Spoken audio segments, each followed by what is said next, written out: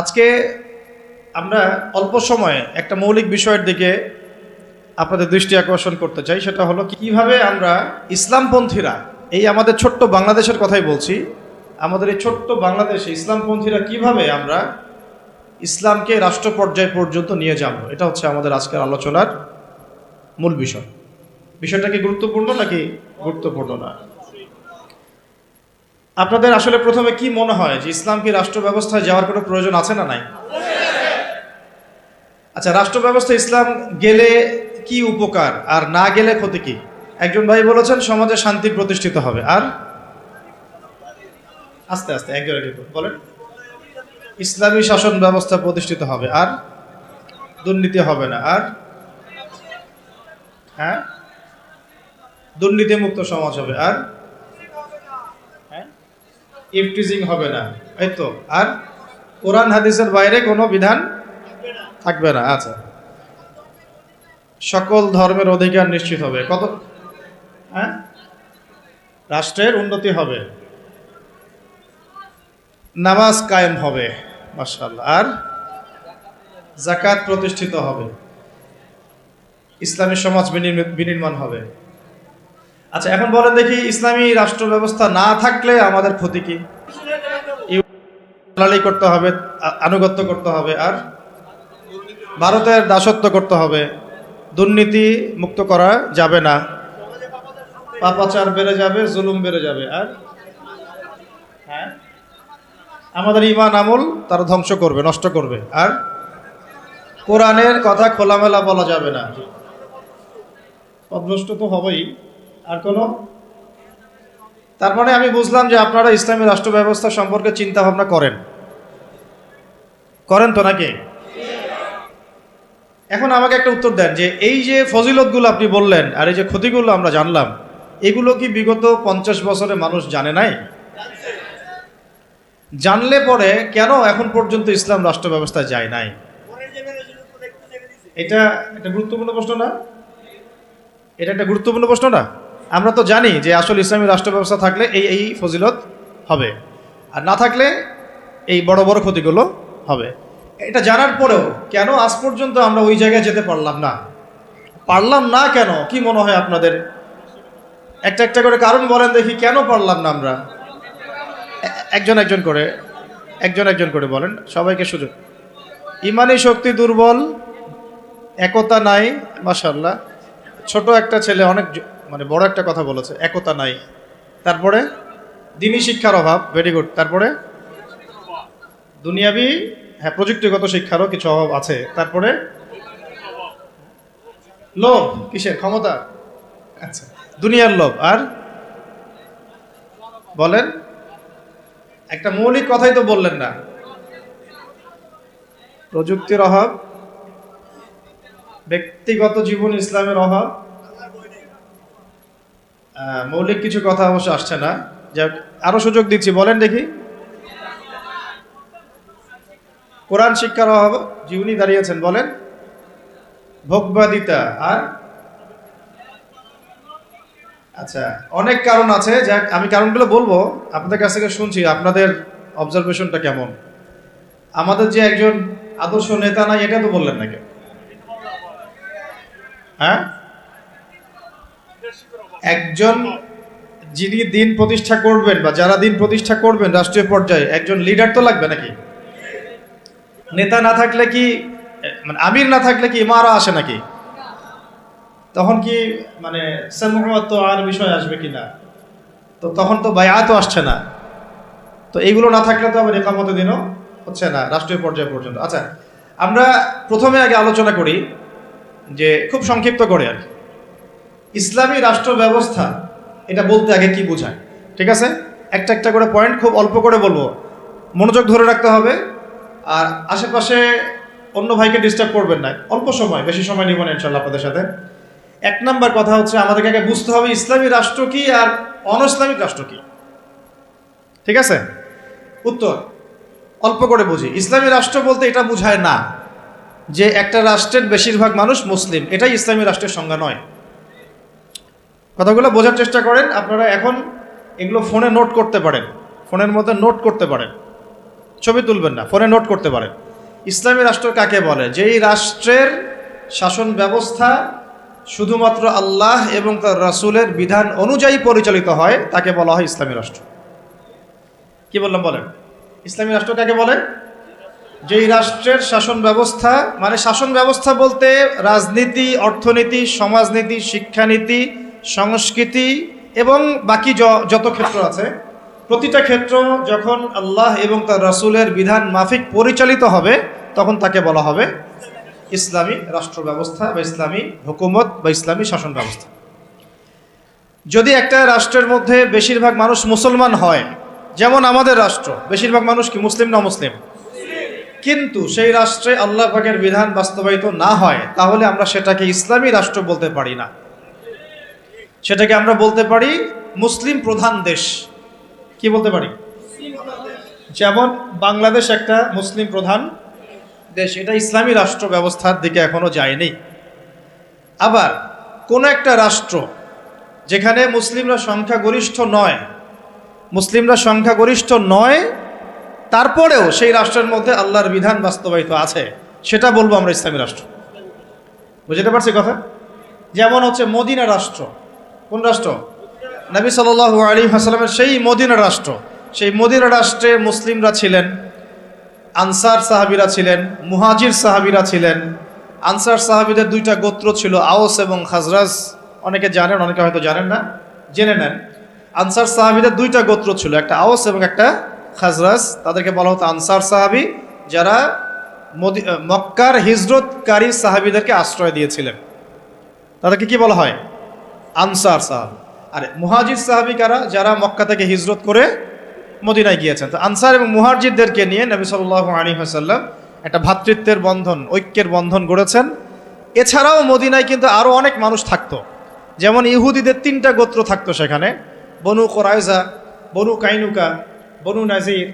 আবার পৌত্তলিকরাও থাকতো সেখানে, কিছু খ্রিস্টানও ছিল, কিছু মূর্তি পূজারীও সেখানে থাকতো, বা আরও কিছু বিধর্মী মানুষও সেখানে থাকতো। মুসলিমরা কিন্তু সংখ্যাগরিষ্ঠ ছিল না। মুসলিমরা সংখ্যাগরিষ্ঠ কিন্তু ছিল না। হবে হয়তো 50-50 পার্সেন্টেজ, হবে তো 50% তাদের, 50% আমাদের, অথবা তাদের 40% আমাদের 60%, অথবা আমাদের 60% ওদের 40%। কিন্তু এমন ছিল না যে আমাদের দেশের মতো 90% মুসলিম, এমন ছিল না মদিনার অবস্থা। এমন ছিল না মদিনার অবস্থা। আমি কি বুঝাতে পারছি ভাই? মদিনার হালতটা কিন্তু আমাদের দেশের মতো এরকম ছিল না যে 90% মুসলিম মদিনায়, বাকি সব অমুসলিম, এমন না। বরং হয়তো 50-50 বা 60-40 বা 40-60। তারপরেও মদিনা রাষ্ট্রে যেহেতু আল্লাহ এবং তার রাসূলের বিধান দ্বারা সেই রাষ্ট্র পরিচালিত হয়েছে, এই জন্য আমরা মদিনা রাষ্ট্রকে বলি একটা প্রথম ইসলামিক রাষ্ট্র। মদিনা রাষ্ট্র কি ইসলামিক রাষ্ট্র ছিল, নাকি গণতান্ত্রিক, সেকুলার বা আমাদের মতো এই মানবরচিত সংবিধানে চলেছে? কোনটা? বুঝে কথা বলেন। মদিনা রাষ্ট্র কি আল্লাহ এবং তার রাসূলের বিধান অনুযায়ী চলেছে? চলে নাই? নাকি গণতন্ত্র দিয়ে চলেছে, ধর্মনিরপেক্ষতা দিয়ে চলেছে, নাকি কমিউনিজম দিয়ে চলেছে, জাতীয়তাবাদ দিয়ে চলেছে, নাকি মানব রচিত সংবিধান দিয়ে চলেছে? কোনটা? এতটুকু তো জ্ঞান আমাদের থাকা উচিত। মদিনা রাষ্ট্র চলেছে আল্লাহ এবং তার রাসূলের বিধান মোতাবেক। যদিও সেখানে আমরা সংখ্যাগরিষ্ঠ নই, তারপরেও বিধান চলেছে কার? আল্লাহ। এই কারণে মদিনা হচ্ছে একটা ইসলামী রাষ্ট্র। কিন্তু পক্ষান্তরে বাংলাদেশের দিকে যদি আমরা তাকাই, এখানে যদিও আমরা 90% মুসলিম, কিন্তু এই দেশটা শাসিত হচ্ছে সেই 70-80-100 বছর থেকে মানবরচিত সংবিধান দিয়ে। এখানে আল্লাহর বিধান বাস্তবায়িত হচ্ছে না, আল্লাহর হুদুদ, আল্লাহর কিসাস, এগুলো বাস্তবায়িত হচ্ছে না, শরিয়া আইন বাস্তবায়িত হচ্ছে না। পক্ষান্তরে তথাকথিত গণতন্ত্র, ধর্মনিরপেক্ষতাবাদ, কমিউনিজম, জাতীয়তাবাদ, এইসব মতবাদগুলো, পশ্চিমা মতবাদগুলো দিয়ে এই দেশ শাসিত হচ্ছে। এই কারণে আমরা এই দেশে সংখ্যাগরিষ্ঠ মুসলিম হলেও এই রাষ্ট্রটাকে আমরা বলতে পারি না যেটা একটা ইসলামিক রাষ্ট্র। বুঝতে পেরেছি? আচ্ছা, তাহলে পার্থক্য বুঝলাম, সংজ্ঞাও জানলাম। ইসলামী রাষ্ট্র কাকে বলে? বলেন এখন।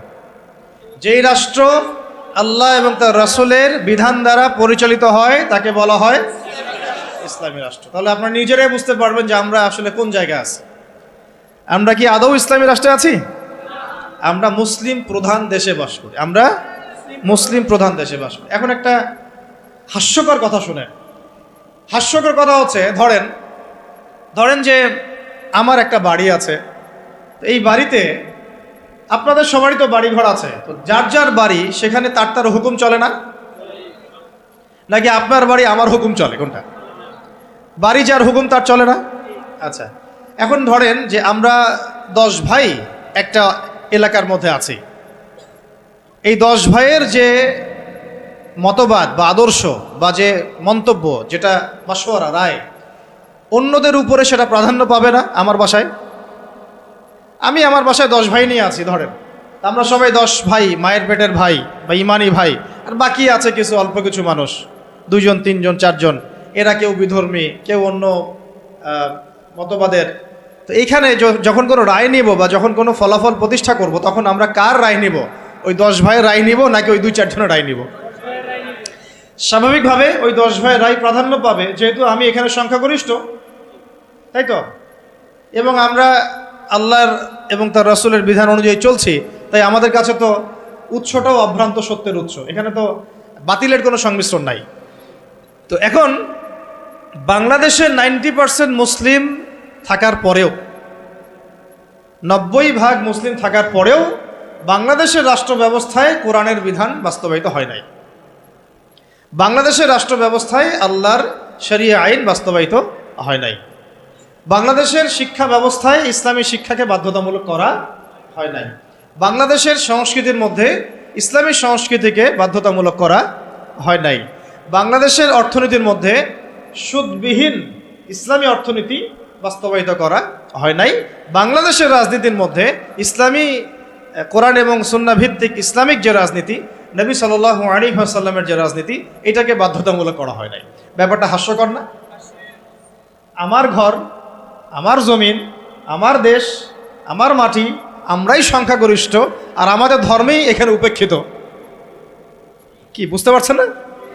ঘর আমার, বাড়ি আমার, এলাকা আমার, আমরা মুসলিম, সংখ্যাগরিষ্ঠ আমরা, তারপরেও আমাদের দেশে আল্লাহ এবং তার রাসূলের আইন বাস্তবায়িত হয় নাই। সংবিধানের মধ্যে ইসলাম স্থান পায় নাই। রাষ্ট্রধর্ম ইসলাম হবে কিনা ভোটাভুটি করতে হয়, সংবিধানে বিসমিল্লাহ থাকবে কিনা ভোটাভুটি করতে হয়। সুবহানাল্লাহ, আস্তাগফিরুল্লাহ, লা হাওলা ওয়ালা কুওয়াতা ইল্লা বিল্লাহিল আলিয়্যিল আযীম। তাহলে দেখেন, চিন্তা করেন কত বড় ধোঁকাবাজি, কত বড় প্রতারণা আমাদের সাথে। 90% মুসলিম আমি, তাহলে তো আমার কথা এখানে দাপটের সাথে মানতে হবে নাকি? কথা তো খুব সিম্পল। আমার জায়গা, আমার জমি, আমার দেশ, আমার বাড়ি, আমার জাতি, আমরা মুসলিম, তাও আবার সংখ্যাগরিষ্ঠ, তারপরে আমরা দাসত্ব করতেছি পশ্চিমাদের।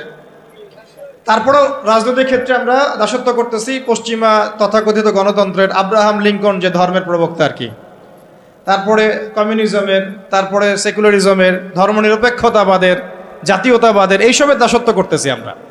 আমরা আবার অর্থনৈতিক জীবনে এসে সুদের দাসত্ব করতেছি, নাউযুবিল্লাহ। আমরা আবার শিক্ষাক্ষেত্রে এসে সেকুলার শিক্ষা ব্যবস্থার দাসত্ব করতেছি। সমাজ ব্যবস্থায় এসে যত রকম কুফরি, শিরক এবং জাহালাত, এগুলোর দাসত্ব করতেছি। আমরা আবার ব্যক্তি জীবনে এসে দেখা যাচ্ছে, হ্যাঁ, ব্যক্তি জীবনে এসে কেউ কেউ ধর্ম পালন করছি, তাও সেটা মসজিদের ভিতরে, হয়তো নামাজ, রোজা, হজ, যাকাত, তাসবিহ, তাহলিল, জিকির, আজগার, এইটুকু সীমাবদ্ধ। কিন্তু ইসলামকে যখন আমরা বলছি ইসলাম শিক্ষায় থাকবে, সমাজে থাকবে, সংস্কৃতিতে থাকবে, অর্থনীতিতে থাকবে, রাজনীতিতে থাকবে, তখন তারা আমাদেরকে আবার বলছে আমরাই জঙ্গি, সন্ত্রাসী, মৌলবাদী। তাহলে কত বড় প্রতারণা আমাদের সাথে করা হচ্ছে বা হয়েছে, এটা কি বুঝতে পারছেন কিনা? সবাই বুঝবেন এই কথাগুলো, আমি জানি। যাদের বোঝার তারা বুঝেন, তারা বুঝলেই হবে আর কি। কারণ বাংলাদেশে ইসলামী শাসন ব্যবস্থা গরু ছাগল দিয়ে হবে না। বুঝাতে পারছে কিনা? এটা মানে খুব উঁচু লেভেলের একটা ইবাদত। এই কারণে দেখা যাবে এটা প্রতিষ্ঠিত করার জন্য খুব বুদ্ধিদীপ্ত প্রজন্ম লাগবে আর কি। হ্যাঁ, বুদ্ধিদীপ্ত একটা তরুণ প্রজন্ম লাগবে, এবং ওলামায়ে কেরামের সোহবত, দুটো একসাথে যখন হবে ইনশাল্লাহ হয়ে যাবে। চল, তাহলে ইসলামের রাষ্ট্র ব্যবস্থা কাকে বলে এটা বুঝলেন, এবং আমাদের সাথে কি ধোঁকাবাজি হয়েছে এটা বুঝলেন। এখনও দেখেন, এখন যদি আপনারা বলেন যে আমরা সবাই ইসলামী রাষ্ট্র ব্যবস্থা চাই, একটা গণভোটের আয়োজন করা হোক, দেখা যাক কারা কারা ইসলামের পক্ষে ভোট দেয়। ঠিক আছে, দেখবেন যদি 80% মানুষও ভোট দেয় যে হ্যাঁ আমরা ইসলামের পক্ষে আছি, আমরা ইসলামী শাসন ব্যবস্থা চাই, আমরা চাই দেশের মধ্যে আল্লাহর বিধান বাস্তবায়িত হোক, ওই যে 20% মানুষ যারা চায় না, ওদের মতটাই প্রাধান্য পাবে এই সিস্টেমের মধ্যে। তাহলে আমাদের মতকে প্রাধান্য দিবে না। আর যদিও কেউ দিতে চায়, তখন দেখা যাবে ভারত আমেরিকা, পশ্চিমা শক্তি, এগুলো আমাদের উপর আক্রমণ করে বসবে। তো এই যে একটা ধোঁকাবাজি, এই যে একটা প্রতারণা আমাদের সামনে চলছে, এইখান থেকে জাতিকে বের করতে হবে। কথা হবে একটাই, যে জমিন আল্লাহর, বিধান চলবে। এই জমিন কার? এই জমিন আল্লাহর। আমি আল্লাহর বান্দা, আমি আল্লাহর দিন পালন করি, আমি আল্লাহর রাসূল মুহাম্মদ সাল্লাল্লাহু আলাইহি ওয়াসাল্লামকে অনুসরণ করি। এই জমিনে মুসলিমদের মধ্যে শরিয়া চলবে, বিধান চলবে কার? আল্লাহর। সোজা কথা। আর যাদের এটাতে অ্যালার্জি হয় তারা কোথায়? জাহান্নামে গিয়ে মরে মরুক। এইটা নিয়ে আমাদের কোনো আফসোস নাই, আপত্তি নেই। হ্যাঁ, তারা যদি ভালোই মেনে নেয় তো আলহামদুলিল্লাহ, না মানলে আমরা দাওয়াতের কাজ তো করতে থাকবোই। আর যদি তারা আমাদের উপর জুলুম করতে আসে, আমরাও প্রতিবাদের ভাষা বেছে নেব ইনশাআল্লাহ। কারণ বিপ্লব বা অভ্যুত্থান কখনো কনফ্লিক্ট ছাড়া হয় না। এর প্রমাণটা আমাদের ছাত্র ভাইরাই দেখাই দিয়েছে। একটা আদর্শকে যদি আপনি রাষ্ট্র পর্যায় পর্যন্ত নিতে চান, সবসময় শুধু দাওয়াতের মেহনত দিয়ে যথেষ্ট হবে না। অনেক সময় প্রতিবাদের ভাষারও প্রয়োজন আছে, এবং প্রতিবাদের ভাষায় কথা বললে যে কাজ হয়, এটা তো জুলাই মাসে এর প্রমাণ বহন করছে। আর বহন করছে না? এখন যারা জুলুম করেছে ছাত্র ভাইদের উপরে, এবং ছাত্র ভাইরা যখন এটাকে প্রতিবাদ করেছে, তার একটা দাবি নিয়ে যখন, এক দফা দাবি নিয়ে যখন রাস্তায় নেমেছে, তখন আমরা কি ছাত্র ভাইদেরকে বলেছিলাম যে ছাত্র ভাইরা? বুকে হাত দিয়ে বলেন তো, কেউ কি বলেছে এই ছাত্র ভাইরা সন্ত্রাসী, এই ছাত্র ভাইরা উগ্র? বলেছে কেউ?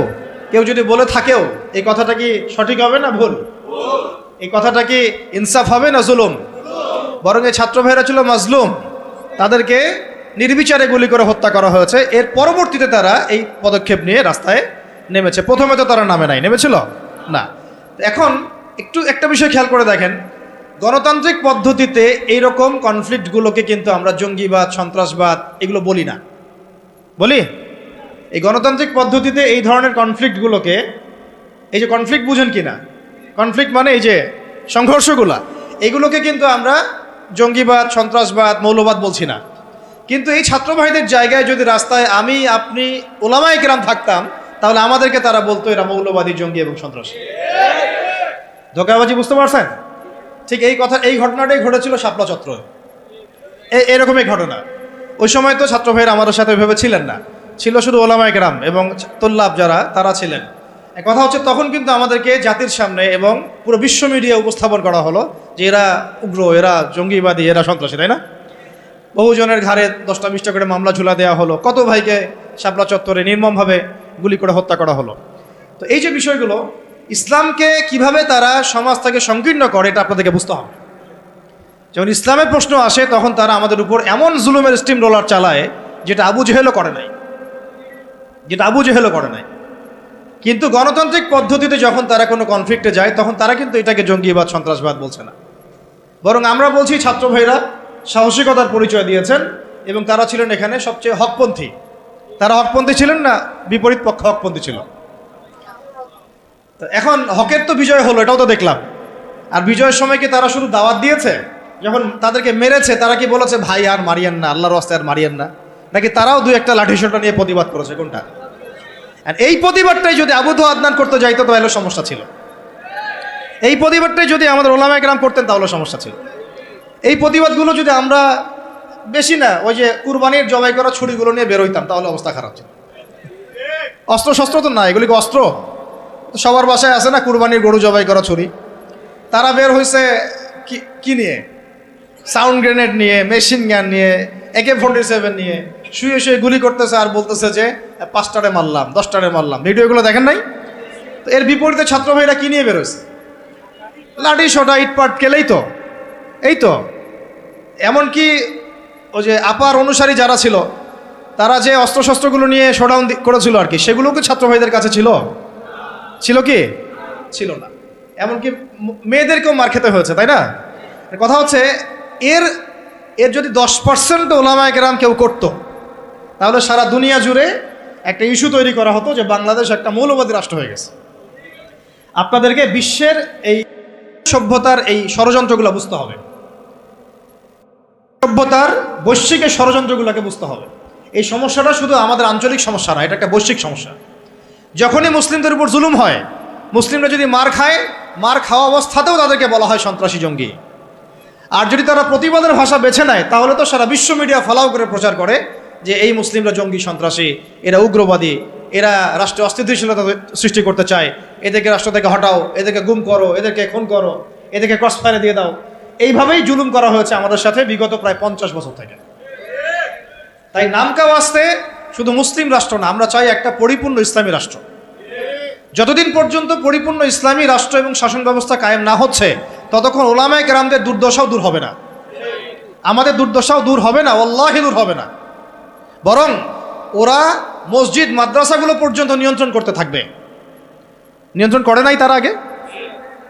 এমনকি জুমার খুতবায় চিঠি পাঠায় দেওয়া হতো যে এই যে এই বিষয়ে আলোচনা করবেন, বাকি ডানে বামে যেন কথা না যায়। প্রত্যেকটা মসজিদে ডিজিএফআই বসে থাকতো, এনএসআই বসে থাকতো, ডিবির লোকজন বসে থাকতো। হয়তো এখনও থাকে, কিন্তু অত সাহসিকতার সাথে হয়তো বের হতে পারে না, কিন্তু আছে ঠিকই। কথা হচ্ছে যে তখন তো প্রত্যেকটা রেকর্ড চলে যেত জায়গা মতো, কোন জায়গায় কি আলোচনা হচ্ছে, কোন মাহফিলে কি আলোচনা হচ্ছে। এই জন্য আপনাদেরকে আমি বলতাম, এখনও বলি যে মোবাইল ফোনের এই যে মানুষকে প্রচার করার, জানান দেওয়ার যে একটা অপসংস্কৃতি, এখান থেকে বের হন। কিছু কাজ গোপনে করতে শিখেন। তারা গোপনে গোপনে এইভাবে দায়ীদের, আলেমদের নাম লিস্ট করে গোপনে গোপনে উঠাই ফেলতো। কাউকে গুম করার সময় তারা কি বলতো লাইভে এসে অমুককে আজকে গুম করব, বলতো কখনো? তাহলে আমরা তো দেখা যায় এমন একটা অবস্থা, কোথাও ওয়াজ করতে গেলে বরকত দান করেন, জানাইতেই হবে মানুষকে। আমার না জানানো পর্যন্ত আমার ইবাদত মনে হয় কবুল হচ্ছে না। এই যে একটা সাইকোলজিক্যাল ডিসঅর্ডার, আমি বলি এটা সাইকোলজিক্যাল ডিসঅর্ডার। মানে আমাদেরকে আরো অনেক স্মার্ট হইতে হবে। এত সহজ না রাষ্ট্র পর্যায় পর্যন্ত ইসলামকে নিয়ে যাওয়া। আমাদের ভিতরে ভিতরে কাজ করতে হবে, গোপনে গোপনে কাজ করতে হবে। নবী সাল্লাল্লাহু আলাইহি ওয়াসাল্লাম প্রথম 3 বছর গোপনে দাওয়াত দিয়েছেন। কত বছর? 3 বছর টানা। কিছু কাজ গোপনে করতে হয়, কিছু কাজ গোপনে করতে হয়। তাহাজ্জুদের কিছু দোয়া গোপনে করতে হয়। ওই গোপন দোয়াতে ওমর রাদিয়াল্লাহু আনহুর মতো মানুষ ইসলাম কবুল করে। ভালো করে বুঝবেন, সবকিছু প্রচার করতে হয় না। হ্যাঁ, প্রচার আমি করব, যেটা প্রচার করার প্রয়োজন, যেটা প্রচার করা দরকার, যেটা প্রচার করলে কাফেরের গায়ে জ্বালা ধরবে, সেগুলো আমরা প্রচার করব। কিন্তু সবকিছু সব জায়গায় প্রচার করতে হয় না, এটা আমাদেরকে বুঝতে হবে। এখন যারা বাংলাদেশকে শাসন করছে এখনো, তারা কি সব পলিসিগুলো সবার সামনে উন্মুক্ত করছে? করছে না। গোপনে গোপনে কি হচ্ছে আল্লাহই ভালো জানে। কি হচ্ছে আমরা তো আজ করতে পারি, আজ তো করতে পারছি। এরপরে যারা ওই যে ওত পেতে বসে আছে আর কি, সুযোগ পাইলেই ক্ষমতা দখল করবে, তারা কি করতেছে এটা কি আপনাদের সবাইকে বলতেছে? গোপনে গোপনে করছে, মাঠ রেডি করছে তারা। ঠিক এই কারণেই আমরা যদি ইসলামী রাষ্ট্র ব্যবস্থায় যেতে চাই, তাহলে ওলামায়ে কেরাম এবং আপনাদেরকে, স্পেশালি ইয়াং জেনারেশন, তরুণদেরকে, তোল্লাবদেরকে কিছু কিছু বিষয়ে গোপন রাখার অভ্যাস তৈরি করতে হবে। আল্লাহ পাক করার তৌফিক দান করুন। তো একটা তো সংজ্ঞা বুঝলাম যে ইসলামী রাষ্ট্র ব্যবস্থা কাকে বলে। এখন দ্বিতীয় পয়েন্টে আসেন, ইসলামী রাষ্ট্র ব্যবস্থা নতুন কোনো বিষয় নাকি প্রাচীন কোনো বিষয়, এটাতে আসি না। তারা আবার বলবে যে এটা নতুন কোন একটা মতবাদ নিয়ে আসতেছে এরা, বিশ্বের বুকে আমরা তো এগুলো দেখি নাই আগে। আমরা দেখে আসছি ওই সোভিয়েতের শাসন, দেখে আসছি ওই মাও সেতুংয়ের শাসন, দেখে আসছি লেনিনকে দেখেছি, স্টেলিনকে দেখেছি, ওই আব্রাহাম লিঙ্কনের শাসন দেখেছি, তাই না? পশ্চিমাদের উত্থান দেখেছি, ফরাসি বিপ্লব দেখেছি। এরা আবার কি বলে ইসলামী শাসন, ইসলামী খেলাফা, ইসলামী শরিয়া এটা প্রতিষ্ঠা করতে চায়। তো তারা তো আমাদেরকে মনে করবে আমরা জাদুঘরে রাখার প্রাণী, মঙ্গল গ্রহ থেকে মনে হয় আসছে, তাই না? এখন জবাবটা জেনে রাখেন। জবাব হচ্ছে, পৃথিবীর প্রথম মানুষ ছিলেন একজন নবী। বলেন, কি বললাম? পৃথিবীর প্রথম মানুষ ছিলেন একজন, কি নাম? আদম আলাইহিস সালাম। তো আদম আলাইহিস সালামকে আল্লাহ পাক কি হিসেবে সৃষ্টি করেছেন? জবাব, খলিফা হিসেবে। কি হিসেবে? ওয়াইজ ক্বালা রাব্বুকা লিল মালাইকা ইন্নী জাইলুন ফিল আরদি খলিফা। স্মরণ করুন হে নবী সেই সময়ের কথা যখন আমি ফেরেশতাদেরকে বলেছিলাম যে আমি পৃথিবীতে আমার খলিফা পাঠাতে চাই। সুবহানাল্লাহ। আমরা দুনিয়াতে কার খলিফা? খলিফা মানে কি সেটাও আমাদের জানা উচিত। ঘুম পাচ্ছে? ঘুম পাচ্ছে কি? একটু জেগে থাকেন। এরকম বহু রাতের পর রাত না ঘুমায় কাটাতে হবে, তারপরে দিন কায়েম হবে।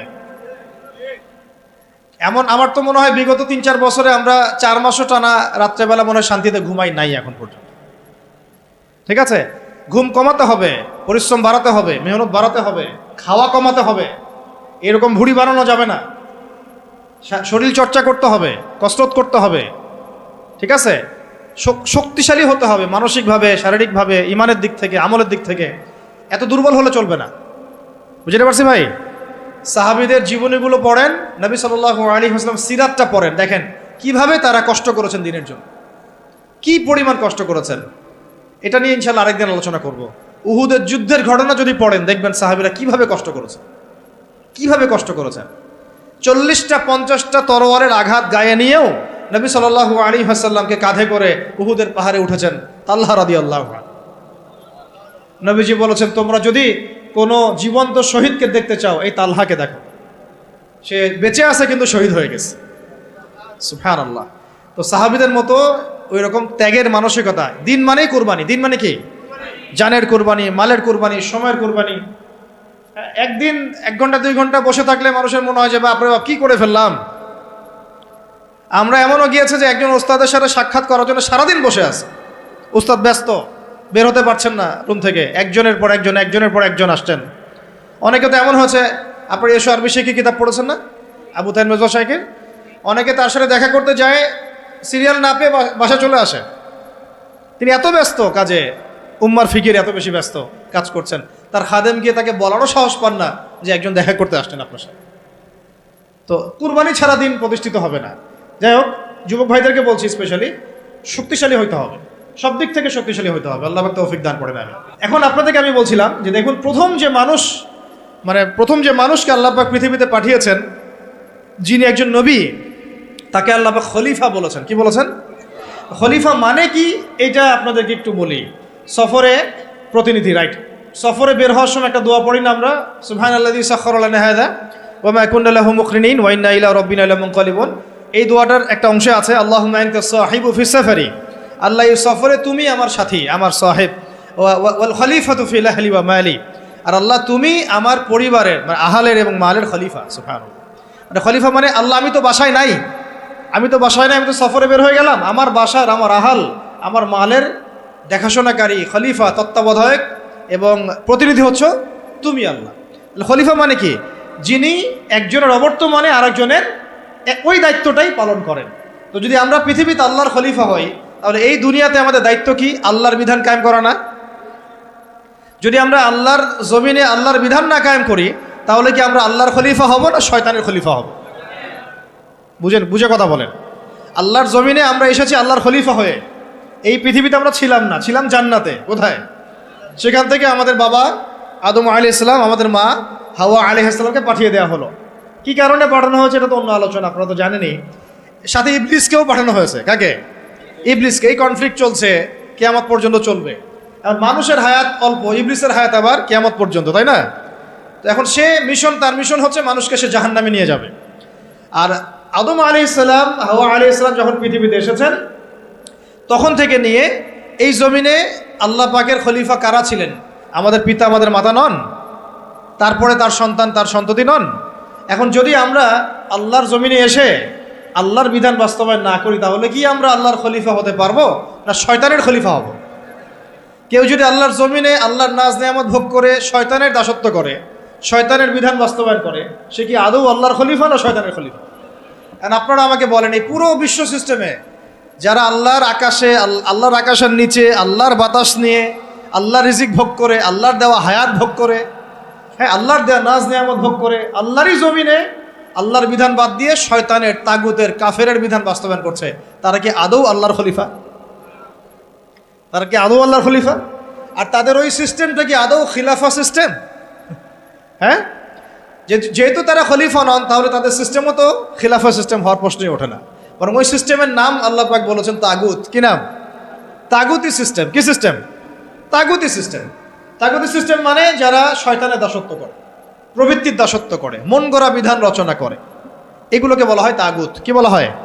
আর এই তাগুতকে আল্লাহ পাক কুফরি করতে বলেছেন। তাগুতের সাথে আমাদেরকে আল্লাহ, মুমিনদেরকে বলেছেন তোমরা তাগুতের সাথে কুফরি করো এবং আল্লাহর প্রতি ঈমান নিয়ে আসো। তাগুতের সাথে কুফরি না করে কেউ আল্লাহর প্রতি ঈমান আনতে পারবে না। ফামান ইয়াকফুর বিত-তাগুত ওয়া ইউমিন বিল্লাহ ফাকাদ ইসতামসাকা বিল উরওয়াতিল ওয়াসকা। সূরা বাকারার 256 নম্বর আয়াতটা পড়ে দেখেন। আল্লাহ পাক বলেছেন তোমরা যারা তাগুতের সাথে কুফরি করে এবং আল্লাহর প্রতি ঈমান নিয়ে আসে, তারা একটা শক্ত হাতল ধরেছে যেটা কখনো ছিন্ন হওয়ার নয়। সুবহানাল্লাহ। তাহলে আমাদের কাজ তাগুতের সাথে কুফরি করা। কুফরি মানে কি? অস্বীকার করা। আমরা কি শয়তানকে স্বীকার করব না অস্বীকার করব? তাগুতও এক প্রকার শয়তান, আমরা কি তাকে স্বীকার করব না অস্বীকার করব? তাহলে আল্লাহর জমিনে যারা আল্লাহর বিধান বাস্তবায়ন করছে না তারা কি আল্লাহর খলিফা না তাগুত? তাহলে এই তাগুতের দাসত্ব করলে আমি গুনাহগার হব না? আমি যদি তাগুতের বাধ্য হয়ে তারা আমার উপর জুলুম করছে, এটা একটা সুরত, আর আমি তাকে নসিহতও করছি না, পরিবর্তনের কোনো চেষ্টাও করছি না, কোনো মেহনতও করছি না, তাহলে কি আমি আল্লাহর কাছে দায়মুক্ত হতে পারবো? বুঝতে পারছি কথা? একটা সুরত তো হচ্ছে কাফের তাগুত অনেক শক্তিশালী, আমাদের উপরে জুলুম করছে, নির্যাতন করছে, ওই মাক্কি যুগের মতো, নবী সাল্লাল্লাহু আলাইহি ওয়াসাল্লাম যখন মক্কায় ছিলেন তখনকার যুগের মতো, সেটা একটা সুরত। তখনও তারপরেও দাওয়াত চলেছে, তাবলিগ চলেছে, হক স্পষ্ট করা হয়েছে, ইজহার করা হয়েছে, মার আসলে সবর করা হয়েছে। এটা তো একটা চেষ্টা ছিল, বিপ্লব ছিল সমাজটাকে পার্থক্য করে দেওয়ার। এখন আমরা যদি সেটাও না করি আর ওই তাগুতকে পরিবর্তনের চেষ্টাও না করি, তাহলে কি আমরা আল্লাহর কাছে কালকে আমাদের মাঠে পার পেয়ে যাবো কি? ওজোর কোনো থাকবে? তাই আমাদের অবশ্যই উচিত ইসলামী রাজনীতিতে অংশগ্রহণ করা। সেটা কোন সুরতে হবে সেটা আলাদা আলোচনা, সেটা কিভাবে হবে সেটা আলাদা আলোচনা, কিন্তু পলিটিক্যাল ভিউ এবং ভিশন থাকতে হবে। যেইভাবে আমরা মসজিদ, মাদ্রাসা, মক্তব এই বিষয়গুলো পরিচালনা করি, যেইভাবে আমরা নামাজের ইমামতি করি, যেইভাবে আমরা ওয়াজ মাহফিলের প্যান্ডেলে বসি, যেভাবে আমরা লেকচার দেই, যেভাবে আমরা মানুষকে নসিহত করি, এইভাবে আমাদেরকে অর্থনীতি, শিক্ষা, সংস্কৃতি এবং রাজনীতির দায়িত্ব নিতে হবে। নিতে হবে কি না? নিতে হবে। এবং এই দায়িত্ব নেওয়ার সবচেয়ে যোগ্য মানুষ তারাই যারা ওলামায়ে কেরাম। এই দায়িত্ব নেওয়ার সবচেয়ে যোগ্য মানুষ কারা? ধরেন এখানে 10 জন, এটা আরেকটা আফসোসের কথা ভাই, এই অংশটা বুঝতে হবে। এখানে ধরেন 10 জন ভাই বসে আছেন, কেউ আলেম নন, জেনারেল লাইনের ছাত্র, তালেবে ইলম নন, আমরা তালেবে ইলম বলতে যা বুঝাই সেটাও নন। আর 2 জন ভাই আছেন আমাদের এখানে আলেম, মাশাআল্লাহ, নামাজের আজান দেয়া হলো, একামত এবং ইমামতি হবে। একামত, আজান এবং ইমামতি, এই তিনটা কাজ কি আমি ওই 10 জন ব্যক্তিকে দিব না ওই 3 জন ব্যক্তিকে দিব? 3 জনের একজন হয়তো আজান দিবেন, একজন হয়তো একামত দিবেন, বা যিনি আজান দিবেন তিনি একামত দিবেন, আর একজন ইমামতি করবেন, তাই না? তাহলে আমি মসজিদের মধ্যে ইমামতির দায়িত্ব কেন জেনারেল ভাইকে দিলাম না, কেন ওই ভাইকে দিলাম না? কারণ আমি জানি তার তেলাওয়াতে ভুল হতে পারে, তার কেরাতে ভুল হতে পারে, কেরাতে এমন ভুল হতে পারে যে অর্থ পার্থক্য হয়ে যাচ্ছে, অর্থ বিকৃত হয়ে যাচ্ছে, হতে পারে, তো স্বাভাবিক এটাই হবে হয়তোবা, ইল্লা মাশাআল্লাহ। এটা চিন্তা করে নামাজ বাঁচানোর স্বার্থে, ওই ওয়াক্তের নামাজ বাঁচানোর স্বার্থে, মুসল্লিদের নামাজ যেন নষ্ট না হয় এই স্বার্থে, এবং শরীয়ী হক আদায় করে আমি একজন আলেমকে সামনে এগিয়ে দিলাম, তাই তো? কিন্তু এই কাজটা আমি শিক্ষানীতির মধ্যে করছি না, এই কাজটা আমি ইসলামী অর্থনৈতিক ব্যবস্থা বা রাষ্ট্রীয় অর্থনৈতিক ব্যবস্থার মধ্যে করছি না, এই কাজটা আমি সমাজনীতির মধ্যে আনতে পারছি না, এই কাজটা আমি রাষ্ট্র ব্যবস্থা আনতে পারছি না। যেই কিছু অযোগ্য মানুষকে আমি ইমামতির দায়িত্ব দিলাম না, তাদের চাইতেও 1000 গুণ অযোগ্য মানুষকে আমি রাষ্ট্রের দায়িত্ব দিয়ে বসে আছি। এটা আফসোস না? এটা আফসোসের বিষয় না? মনে করেন আমি এখানে বসে আছি এবং আমাদের ওস্তাদরা এখানে বসে আছেন, আমি তো নিজেই কখন ইমামতি করতে যাব না। কেন যাব না? এখানে আরও যোগ্য মানুষ আছেন, তাই তো? তাহলে আমাদের মধ্যেই যদি এভাবে আমরা এড়িয়ে যাই, আমরা যোগ্য মানুষকে সামনে ঠেলে দেই, কিন্তু রাষ্ট্র চালানো একটা বিশাল কাজ, যার মধ্য দিয়ে 16 কোটি মানুষের ভাগ্য নির্ধারিত হচ্ছে। মানে ভাগ্য বলতে বোঝাচ্ছি ভালো মন্দ, জুলুম, ইনসাফ, এই বিষয়গুলো নির্ধারিত হচ্ছে না রাষ্ট্র ব্যবস্থার মধ্য দিয়ে। তো এই দায়িত্বটা আমি আবার কিছু অযোগ্য মানুষের হাতে দিয়ে নিশ্চিন্তে বাসায় গিয়ে ঘুমাচ্ছি। এটা তো আমাদের একটা অদূরদর্শিতা না? এই জন্য আমাদের সবাইকে একটা পলিটিক্যাল ভিশন এখন রাখতে হবে। আগে যা হয়েছে, যখন যেটা বুঝি নাই, এখন মসজিদ, মাদ্রাসা, মক্তব যেভাবে আমরা চালাই সাফল্যের সাথে, সেইভাবে আমরা সমাজ চালাবো ইনশাআল্লাহ, সেইভাবে আমরা ইনশাআল্লাহ অর্থনীতিও চালাবো ইনশাআল্লাহ, আজ হোক আর কাল হোক রাষ্ট্র চালাবো ইনশাআল্লাহ। এবং আমরা আমাদের তরুণ ভাইদেরকে সাথে নিব, প্রতিভাবান ভাইদেরকে সাথে নিব, তুল্লাবদেরকে সাথে নিব, যারা সাহসী তাদেরকে সাথে নিব। আমাদের মধ্যে যারা অমুসলিম কিন্তু আবু তালেবের মতো আমাদের কাছে ওই ভূমিকা রাখবে, প্রয়োজনে সেই মানুষদেরকে আমরা স্পেস দিব ইনশাআল্লাহ। আবু তালেব আমাদেরকে সাহায্য করেন নাই মক্কায়? করেছেন কি না? তো যদি অমুসলিমও হয় কিন্তু আবু তালেবের মতো হয়, কোনো সমস্যা নাই। কিন্তু অমুসলিম হয়ে যদি আবু জেহেলের মতো হয়, সমস্যা আছে। কথা বুঝতে পারছি? তাহলে ইসলামী রাষ্ট্র ব্যবস্থা নতুন কোনো কনসেপ্ট নয়, বরং এটা একটা প্রাচীন কনসেপ্ট। সভ্যতা শুরুই হয়েছে একজন খলিফা দ্বারা, সুবহানাল্লাহ। আর এই মানব সভ্যতার শেষও হবে একজন ইমামুন আদিল খলিফার হাতে। তিনি কে? ইমামুল মাহদি এবং ঈসা আলাইহিস সালাম। তাহলে সভ্যতা শুরু হলো ইসলাম দিয়ে, সভ্যতা শুরু হলো খিলাফা দিয়ে, সভ্যতা শুরু হলো শরিয়া আইন দিয়ে, আর শেষও হচ্ছে একজন ইমামের হাতে, একজন নবীর হাতে এবং ইসলামী খেলাফতের হাতে। বিশ্ব ব্যবস্থার গন্তব্য হচ্ছে ইসলামী খেলাফা। এই বিশ্বের গন্তব্য কি? আস্তে আস্তে আবারও ইসলামী খেলাফার দিকে আসবে। নবুয়তের আদলে খেলাফা আসবে, আবার নবুয়তের আদলে খেলাফা আসবে ইনশাআল্লাহ। এখন আমরা জানলাম যে খেলাফা দিয়েই শুরু হয়েছে, খেলাফা দিয়েই শেষ হবে। তাহলে ভাই আমরা মাঝখানে কি করতেছি? আমরা মাঝখানে আসলে কি করতেছি না? আমাদের এই পলিটিশিয়ানদেরকে কে বুঝাবে বলেন? কার এই ক্ষমতা আছে তাদেরকে বুঝায়? বুঝতে কিছু বিষয় আছে, কিছু মানুষ বুঝতে চায়, কিছু মানুষ বুঝতে চায়, আর কিছু মানুষ তো বোঝার কোশিশও করে না। কিছু আছে অবুঝ, যাদেরকে বুঝানো যায়, আর কিছু না বুঝ, যতই বুঝান বুঝবে না। এটা কি বলা হয়? এটাকে বলা হয় না বুঝ, কখনোই বুঝবে না। সুম্মুন বুকমুন উমিয়ুন ফাহুম লা ইয়ারজিউন, এরকম আর কি। এর কথা হচ্ছে দাওয়াত তো দিতে হবে আমাদেরকে, বুঝুক আর না বুঝুক আমরা কি করব? দাওয়াত দিব। নবী সাল্লাল্লাহু আলাইহি ওয়াসাল্লাম আবু জেহেল, আবু লাহাবদেরকে দাওয়াত দিয়েছেন না? উতবা সাইবাদেরকে দাওয়াত দিয়েছেন না? তারা কেউ মেনেছে, কেউ মানে নাই। ওমর রাদিয়াল্লাহু আনহু দাওয়াত কবুল করেছেন, হামজা রাদিয়াল্লাহু আনহু দাওয়াত কবুল করেছেন, খালিদ বিন ওয়ালিদ দাওয়াত কবুল করেছেন। কিন্তু দেখা গেছে আবু জেহেল, আবু লাহাব, উতবা সাইবা, আশনাক বিন শারিকেরা দাওয়াত কবুল করে নাই। কিন্তু আমাদের দাওয়াতটা সব মহলেই প্রচার করতে হবে। আল্লাহ পাক আমাদেরকে বোঝার তৌফিক দান করেন। শুধু পলিটিশিয়ান না, বরং প্রশাসনে যারা আছি আমরা, প্রশাসনে যারা আছেন, গোয়েন্দা সংস্থা যারা আছে, যারা আপনার বুদ্ধিজীবী বলে দাবি করেন নিজেদেরকে, যারা শিক্ষক আছেন, যারা গার্মেন্টস সেক্টরে আছেন, ছাত্র ভাইরা, আওয়ামরা, নারীরা, সবার মধ্যেই দাওয়াতটা দিতে হবে। শুধুমাত্র আমাদের দাড়ি টুপিওয়ালা মানুষদের মধ্যেই দাওয়াতটাকে সীমাবদ্ধ রাখলে কিন্তু চলবে না, কারণ তারাও সমাজের একটা বড় অংশ। তাদেরকে বাদ দিয়ে কিন্তু আমরা কাজ করতে পারছি না। আল্লাহ পাক আমাদের সব মহলে দাওয়াতের কাজ করার তৌফিক দান করেন। ধরেন আমাদের সামরিক কোনো প্রশিক্ষণ নাই, আছে? নাই। কিন্তু আমাদের আর্মি অফিসার ভাইদেরকে যদি আমরা দাওয়াত দিয়ে তাওহীদ বোঝাতে পারি, রিসালাত বোঝাতে পারি, আখিরাত জানাতে পারি, আল্লাহ পাকের শরিয়া আইন, ইসলামী রাষ্ট্রের গুরুত্ব, এই তাগুত, এই কুফর, শিরক, নেফাক, এগুলো স্পষ্ট করতে পারি, জিহাদ তো তারাই করবে ইনশাআল্লাহ, তাই না? প্রশিক্ষণ তাদের আছে, তাদের ওই যোগ্যতা আছে, তাদের সেই ম্যাচুরিটি আছে, তাদের বিচক্ষণতা আছে, দেখবেন তারাই আমার হচ্ছে ভালো যুদ্ধ করতে পারবে।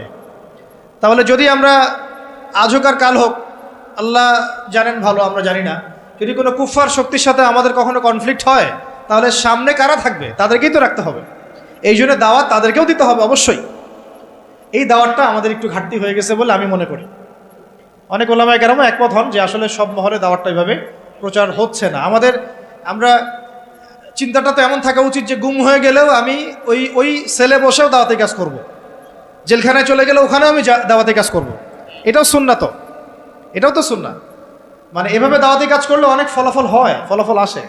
এখন বাংলাদেশে বহু আর্মি অফিসার, মেজর, কর্নেল, র্যাবের অফিসার তওবা করে ফিরে আসতেছে, পুলিশের অফিসার তওবা করে ফিরে আসতেছে, বিজিবির ভাইরা দেখবেন অনেকে মাশাআল্লাহ কঠিন প্র্যাকটিসিং মুসলিম আছে। এই সমস্ত ভাইদের কাছে আমাদেরকে দাওয়াত দিতে হবে। কিসের দাওয়াত দিব? যে ভাই আমরা মুসলিম, দুনিয়াতে একবারই আসছি, আর দ্বিতীয়বার আসতে পারবো না। যতদিন বাঁচতেছি আল্লাহর বিধান মেনে বাঁচবো, আল্লাহর বিধান দ্বারা সমাজ এবং রাষ্ট্র গড়ার চেষ্টা করবো এবং এটার পথ পদ্ধতি আমাদের সামনে স্পষ্ট আছে। আমাদের কাছে পশ্চিমা মতবাদ থেকে পথ পদ্ধতি নেওয়া লাগবে না। আমাদের কাছে পথ পদ্ধতি একদম স্পষ্ট, রূপরেখা আমাদের কি স্পষ্ট আছে। আমাদের গোপন কোনো এজেন্ডা নাই, আমাদের এজেন্ডা একদম স্পষ্ট। আমাদের সামনে নবী সাল্লাল্লাহু আলাইহি ওয়াসাল্লামের উসওয়াতুল হাসানা আছে এবং তার সিরাত মোবারক আমাদের সামনে আছে। ওইটা ধরে ধরে আমরা পথ চলবো ইনশাআল্লাহ। দেখবেন ইনশাআল্লাহ তাআলা একদিন না একদিন আল্লাহ পাকের জমিন, আল্লাহর দিন কায়েম হবে ইনশাআল্লাহ। আল্লাহ পাক আমাদের সবাইকে ওই কাফেলায় যেন কবুল করেন, আমিন।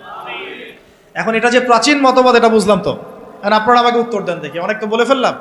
এখন নূহ আলাইহিস সালাম কি আল্লাহর খলিফা ছিলেন না?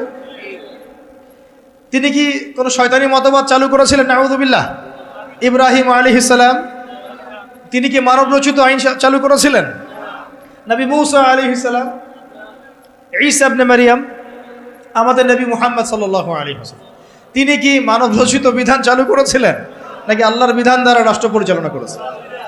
আর আমাদের সমাজের মানুষরা এতই পাক্কা মুসলমান, মাশাআল্লাহ, এত পাক্কা মুসলমান যে নামাজের পদ্ধতিতে সে এক চুল ছাড় দিতে চায় না, একদম 100% সুন্নাহ মাফিক নামাজ পড়তে হবে তার, সহি নামাজ। ঠিক আছে, সহিরও তো অনেক ধরন আছে, ভেরিয়েন্ট আছে আর কি। কিছু আছে আবার সহি সুরতেই জয়ীফ। ঠিক আছে, বলতেছে সহি, ওইটাই যে আবার একটা জয়ীফ ফাঁকি দেয় ওটা সে বুঝতে পারতেছে না। ওইটা আলোচনা না আমাদের কথা হচ্ছে, আমরা নামাজের ক্ষেত্রে দেখা যায় অনেক সময় খুব সতর্ক যে 100% আমি নবী সাল্লাল্লাহু আলাইহি ওয়াসাল্লামের সুন্নাহ মাফিক নামাজ পড়তে হবে। কিন্তু সেই নবী মুহাম্মদ সাল্লাল্লাহু আলাইহি ওয়াসাল্লামের সুন্নাহ মোতাবেক শিক্ষা ব্যবস্থা করা যায় না,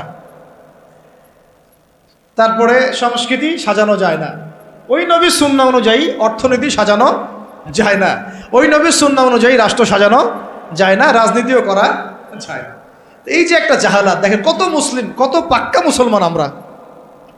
আমাদের চেয়ে বড় মুসলমান কি আছে নাকি পৃথিবীতে কোথাও? হ্যাঁ বলেন। যারা ব্যক্তি জীবনে একদম চুল ছেঁড়া সুন্নতের অনুসরণ করতে চায়, নামাজে, রোজায়, হজে, জাকাতে, এমনকি যারা তাগুত, যারা কুফফারদের দাসত্ব করে, যারা ভারতের দালালি করেছে, যারা পশ্চিমাদের দাসত্ব করেছে, এরাও যদি উমরা করতে যায় আমাদের কাছেই মাসালা জিজ্ঞাসা করবে, এই মাসালাটা কি এইভাবে, ওইটাকে এইভাবে, এটা কি এমন করে, সেটা কি এমন করে, ওইখানে সে কোনো ছাড় দিতে রাজি না। বিষয়টা তাই না? কিন্তু সেই ব্যক্তি যখন আবার অফিসে বসছে, চেয়ারে, ব্যাংকের চেয়ারে বসছে, সুদ আর সুদ, সুদ আর সুদ, সুদ আর সুদ। ওই ব্যক্তি যখন সমাজের নেতা, তখন দেখবেন দুনিয়ার সব মানবরচিত বিধান দিয়ে সে সমাজ পরিচালনা করার চেষ্টা করতেছে।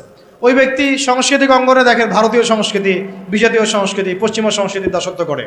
ওই ব্যক্তি আবার দেখেন রাজনীতি করতে গিয়েছে, সব ওই জাতীয়তাবাদ, না হলে ওই গণতন্ত্র, না হলে ওই কি কমিউনিজম, আর ওই যে তথাকথিত একটা আছে ধর্মনিরপেক্ষতাবাদ, চার ধর্ম মিলেই এক। নাউযুবিল্লাহি মিন যালিক। এগুলো নিয়ে, এই মতবাদগুলো নিয়ে আরেকদিন কথা বলবো ইনশাআল্লাহ। এগুলো প্রত্যেকটা মতবাদের মধ্যেই মারাত্মক রকমের কিছু কিছু কুফর আছে এবং শিরক আছে। আর ডেমোক্রেসি বলতে তারা যেটা বুঝাচ্ছে, আর প্রকৃত ডেমোক্রেসি আসলে এমন নয়। তারা যেটা চর্চা করছে এটা হচ্ছে একটা তথাকথিত গণতন্ত্র, এটা প্রকৃত গণতন্ত্র নয়।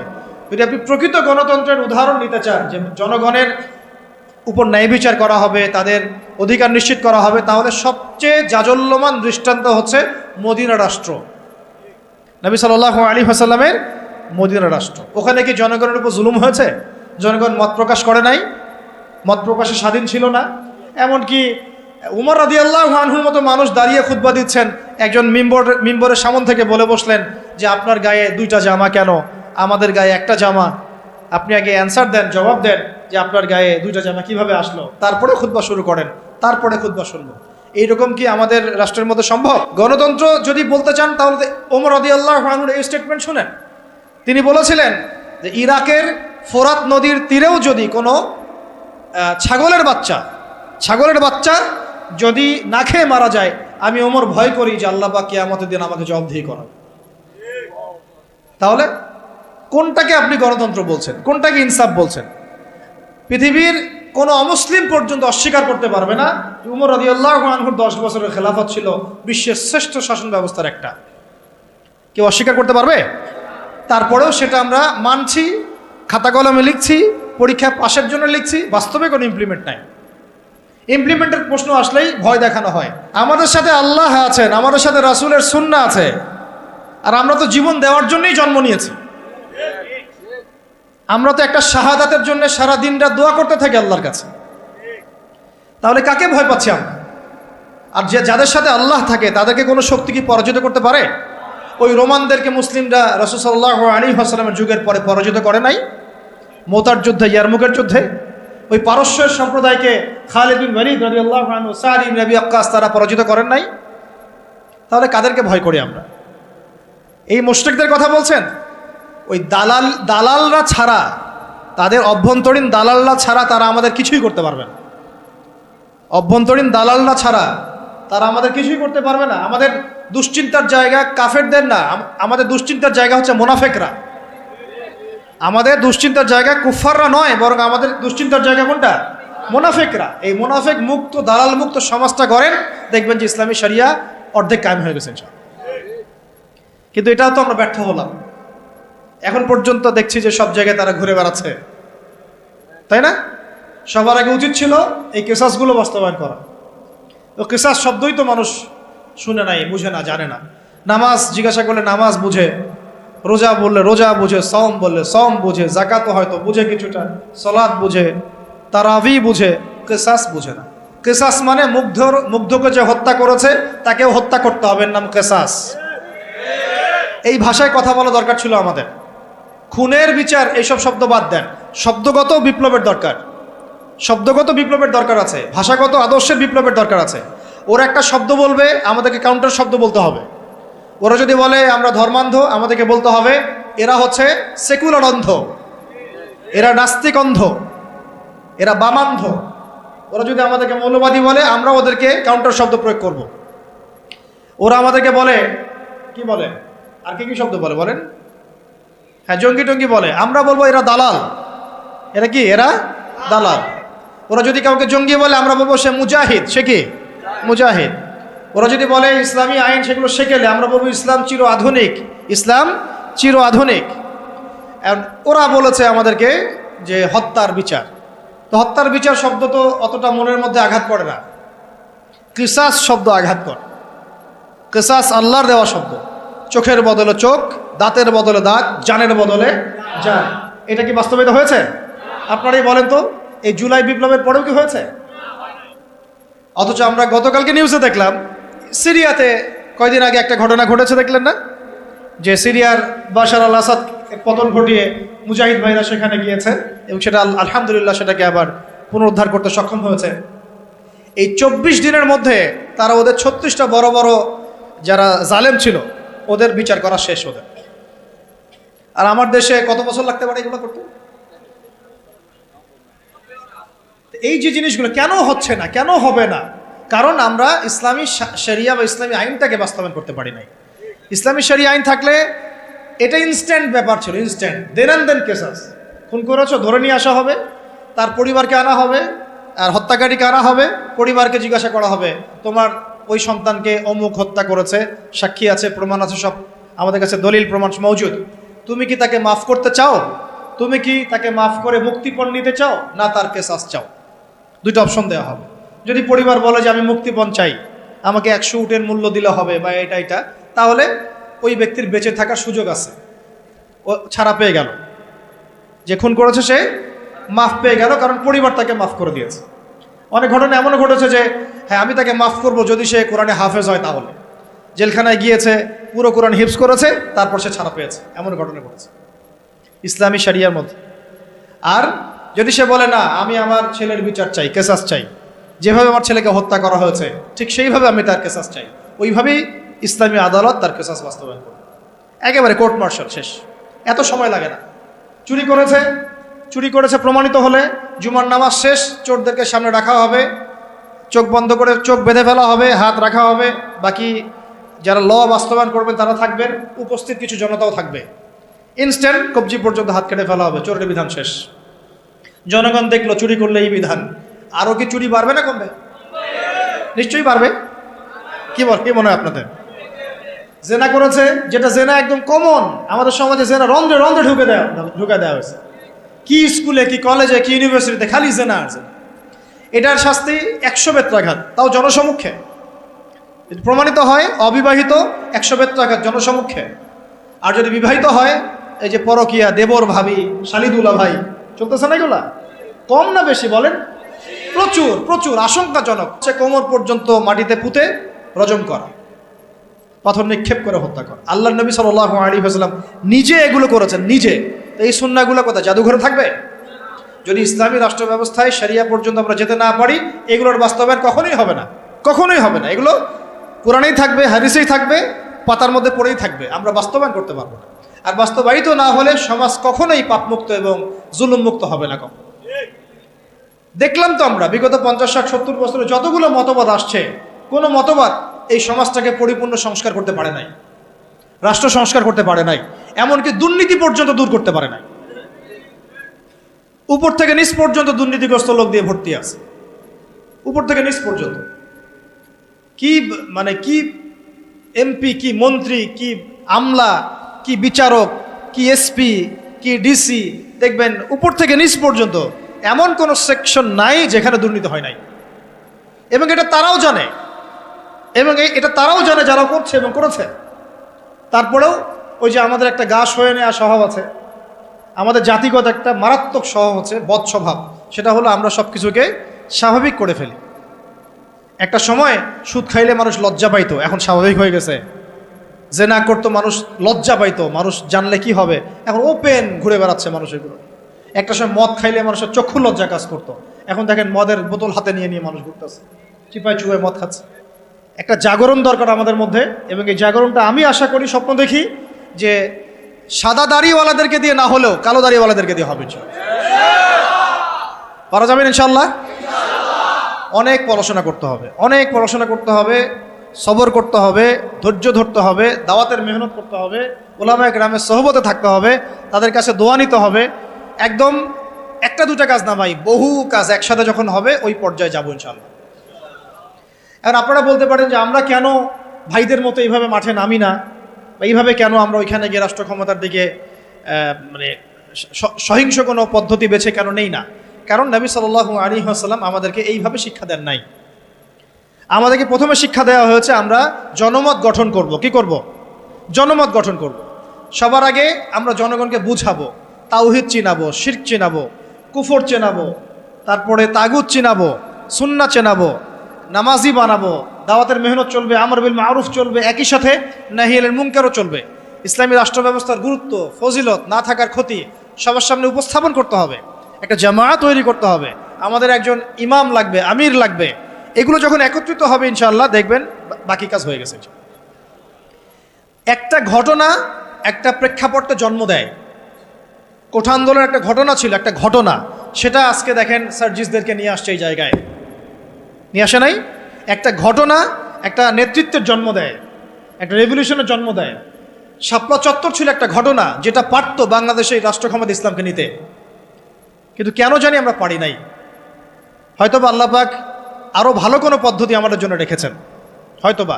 তবে কোনো কোনো ঘটনা আমাদের সামনে আল্লাহ পাক ঘটান যেগুলোর মধ্য দিয়ে একটা রেভলিউশন হয়ে যেতে পারে।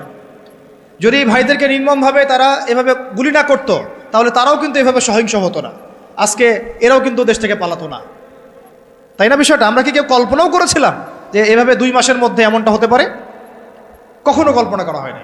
বরং মানুষ তো বলছিল যে এরা কখনো যাবে, এমন তো মনেই হচ্ছে না। তাই না বিষয়টা? 1 মাসের মধ্যে আল্লাহ পাক করে দেখালেন।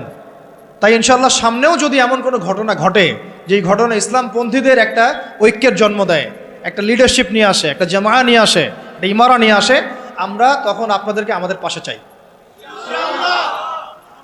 আর যদি আপনাদেরকে আমরা পাশে না পাই, তাহলে আমরা বুঝবো আপনারা শুধু ওয়াজ শুনেন, এক কান দিয়ে ঢোকান আর এক কান দিয়ে বের করেন।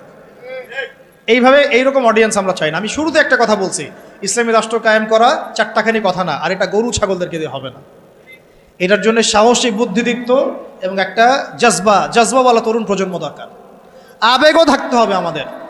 অনেকে বলে যেটা আবেগী কথা না, আবেগও থাকতে হবে। কারণ অনেক সময় আবেগ মানুষকে সাহসী ভূমিকা রাখার ব্যাপারে সহায়তা করে।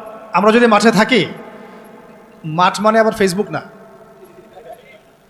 আপনি 1 মাস ফেসবুক চালায়েন না, একটা পোস্টও দিয়েন না, মানুষ বলবে যে আপনি তো মাঠে নাই, আপনাকে যে হুজুর মাঠে দেখি না। মানে তাদের কাছে মাঠ মানে কি?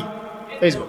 আমি মাঠ মানে বোঝাচ্ছি ময়দান। ময়দান মানে এই রুট লেভেল পর্যন্ত, টপ থেকে রুট লেভেল পর্যন্ত আমাদেরকে থাকতে হবে। মসজিদে, মাদ্রাসায়, মক্তবে, সংগঠনে, অ্যাসোসিয়েশনে, এই মিটিংয়ে, সিম্পোজিয়ামে, তালিমে, দার্সে, সব জায়গায় এটা মাঠ। মাঠ মানে শুধু ফেসবুক না। কথা বুঝতে পারছি ভাই? তো ইনশাআল্লাহ আমরা যদি এভাবে মাঠে থাকি, আপনারা যদি আমাদের সাথে থাকেন, ইনশাআল্লাহ বাংলাদেশে ইসলামপন্থীদেরকে টক্কর দিয়ে কারো ক্ষমতা নেই রাষ্ট্র ক্ষমতা যায়।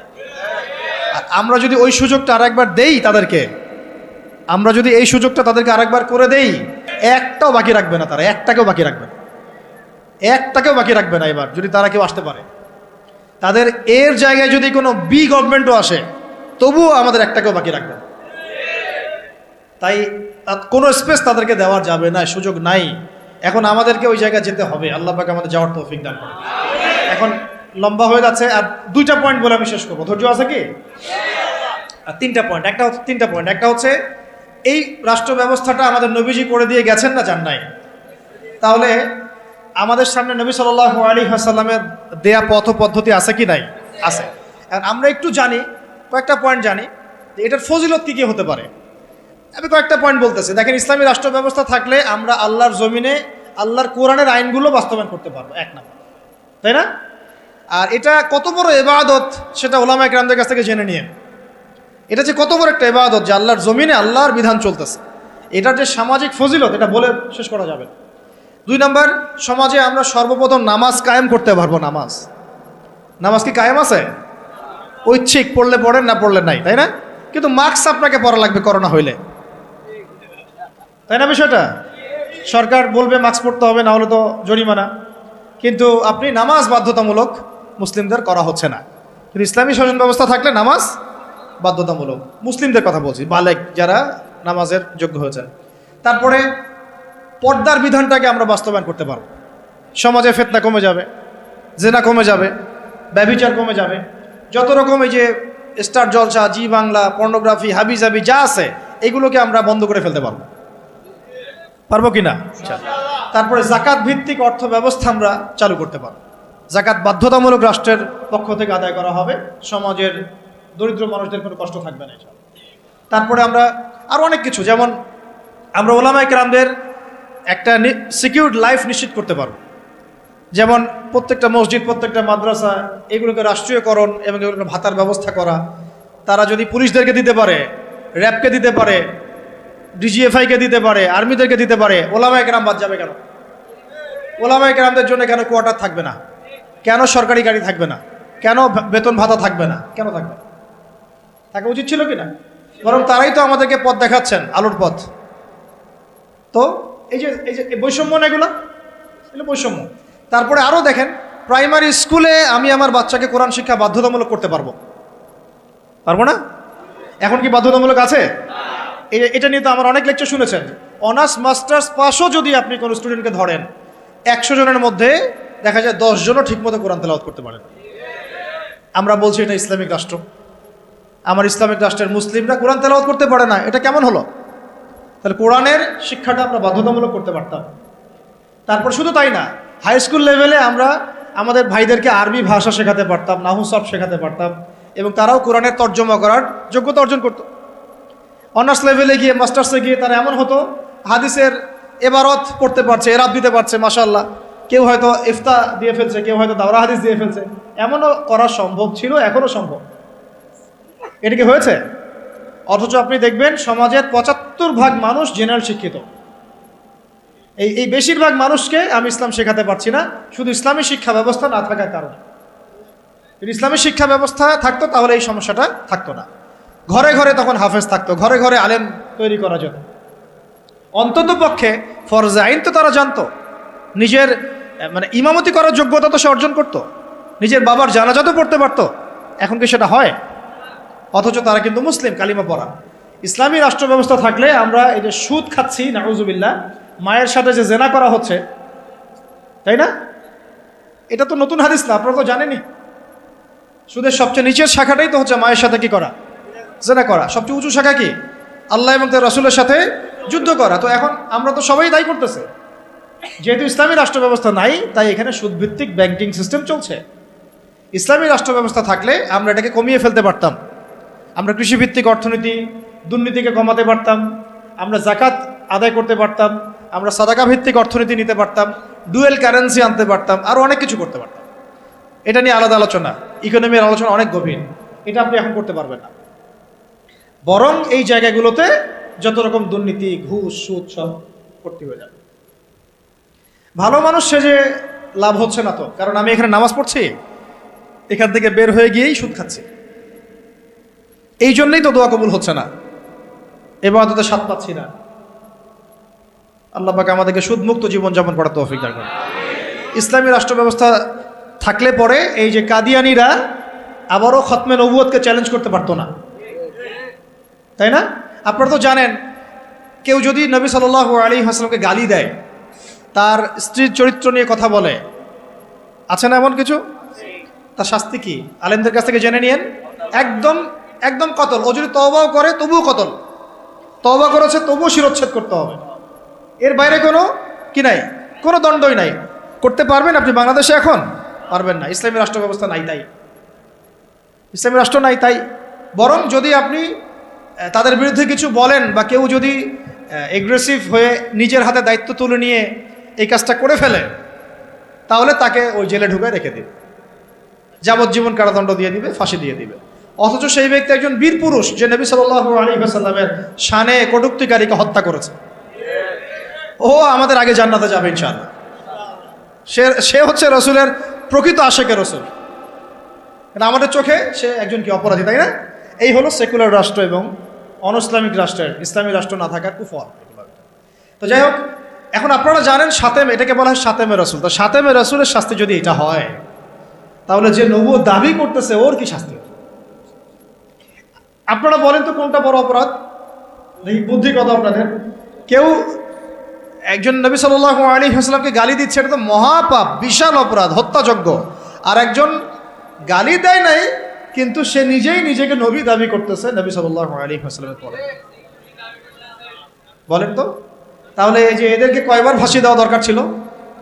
ওরা আমাদের এখানে ব্যবসা করতেছে, ওই যে বললাম বাথরুমের বদনা থেকে শুরু কইরা আপনার বাসার বেড পর্যন্ত ওদের কোম্পানি। আরএফএল, প্রাণ, টেস্টি ট্রিট, আর কি বলবো, কতগুলো আছে ওদের, অনেক কিছু আছে। আপনি অনলাইনে যান, ঘাটাঘাটি করলেই তো বুঝতে পারবেন।